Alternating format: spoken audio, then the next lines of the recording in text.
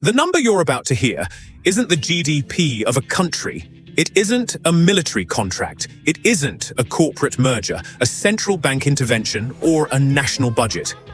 And yet, it represents one of the biggest economic events on planet Earth in the entire decade. It involves 48 nations, 3 host countries, 16 cities, over 100 matches, and a single month in the summer of 2026 that will move more money than most countries generate in an entire year. Most people watching it will think they're watching football. They are not. They are watching the most efficient wealth transfer machine ever built into a sporting event. And by the time this story is over, you will never watch a World Cup match the same way again. This is the trillion-dollar game. Let's start with the number nobody actually understands. FIFA itself projects that the 2026 World Cup will generate over $11 billion in direct commercial revenue for the organization alone. That's not the economic impact. That's not tourism. That's not construction. That is simply FIFA's own cut, sitting at the center of the web. Now, widen the lens.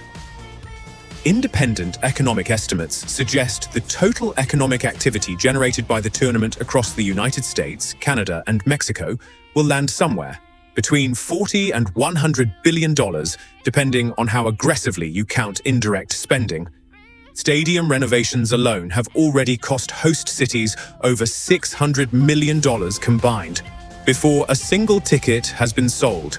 Hotels in host cities are already raising prices by 2 to 4 times their normal summer rates a year in advance. Airlines have begun restructuring entire route networks around June and July of 2026, anticipating the largest cross-border travel surge North America has seen since the pandemic ended. And here's the detail that should genuinely stop you. This tournament expanded from 32 teams to 48. That's not just more football. That's 16 additional national economies, 16 additional fan bases, 16 additional governments now financially and emotionally invested in a tournament they were never part of before. Every additional team is a multiplier. More flights, more merchandise, more broadcast hours, more sponsorship inventory. This isn't an expanded tournament, it's an expanded economy. So why do governments care this much about a sporting event? Because in 2026, hosting the World Cup isn't about football pride. It's about global visibility at a scale that almost nothing else on Earth can replicate. The United States, Canada, and Mexico didn't bid for this tournament because their football federations desperately wanted to host a trophy ceremony. They bid because an estimated 5 billion people will tune into some portion of this tournament. 5 billion. That's roughly 2/3 of every living human being on the planet simultaneously aware of these 3 countries for an entire month. No advertising campaign in history could buy that kind of attention. No diplomatic summit generates that level of sustained global focus. The World Cup does it automatically, every 4 years, without government spending a single dollar on persuasion. This is what economists and political scientists call soft power, and it is worth more than most people realize. When millions of international visitors land in Los Angeles, Toronto, Mexico City, Houston, and Miami throughout the tournament, they're not just buying tickets, they're forming impressions. They're deciding where to invest, where to study, where to do business, and where to vacation again. A successful World Cup quietly becomes a multi-decade marketing campaign for an entire country's economy. That's why trade negotiations, infrastructure investment, and even visa policy conversations have quietly accelerated in host countries leading up to 2026. The tournament isn't separate from international diplomacy, it has become a tool of it. Now, let's go inside the machine that actually runs this entire operation. FIFA. People assume FIFA is simply a sports governing body. It is closer to a multinational holding company that happens to organize football matches. FIFA's revenue model rests on 4 major pillars: broadcasting rights, sponsorship and marketing rights, hospitality and ticketing, and licensing. Broadcasting alone is staggering. In the United States, Fox and Telemundo paid a combined sum reported at over $400 million just for English and Spanish language rights to this tournament. Globally, broadcasting rights for the 2026 cycle are expected to exceed $3 billion. Then there's the sponsorship tier, where the real geopolitical story hides. FIFA's top-tier partners, the companies paying an estimated 150 US to $200 million each for global association with the tournament, include household names like Adidas, Coca-Cola, and Visa. But here's the detail almost nobody talks about. 4 of FIFA's 6 top-tier partner slots are currently held by Chinese corporations. A tournament hosted entirely in North America, watched primarily by Western audiences, is being financially anchored by Chinese capital. That is not an accident. That is a calculated billion-dollar soft power play, executed not through diplomacy, but through sponsorship contracts. And then there's the newest, most controversial revenue stream of all, sports betting. For decades, FIFA kept gambling companies at arm's length. Those barriers have quietly dissolved. The global sports betting market is now valued at over $80 billion annually, and regional betting partnerships tied to the World Cup represent one of the fastest-growing pieces of FIFA's commercial puzzle heading into 2026. So, who actually walks away with the money? It's not just FIFA. Broadcasters monetize every advertising break during every match.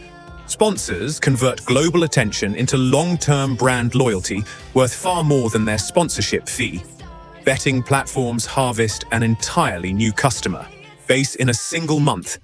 Airlines and hotel chains experience the kind of demand surge that normally takes years to build.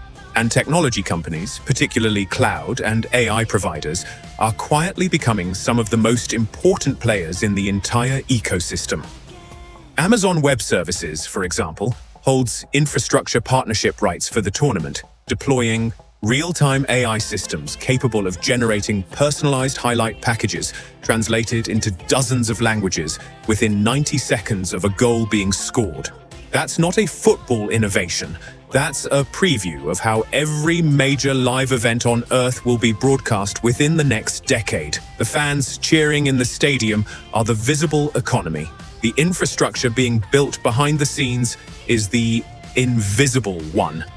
And it's worth even more.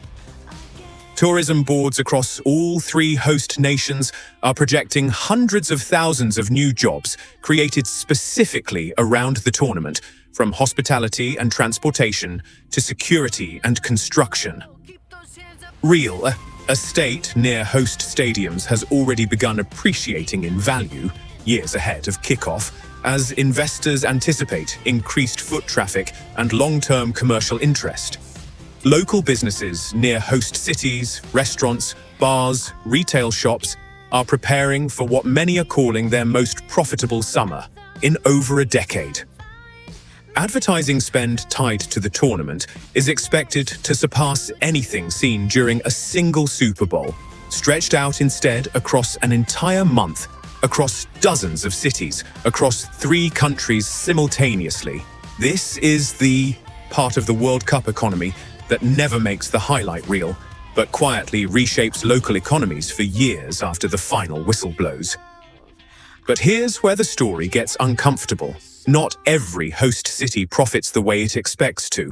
Brazil spent an estimated $15 billion hosting the 2014 World Cup. Several of the stadiums built for that tournament are now sitting nearly abandoned, costing local governments millions annually just in maintenance, with little to no ongoing economic return.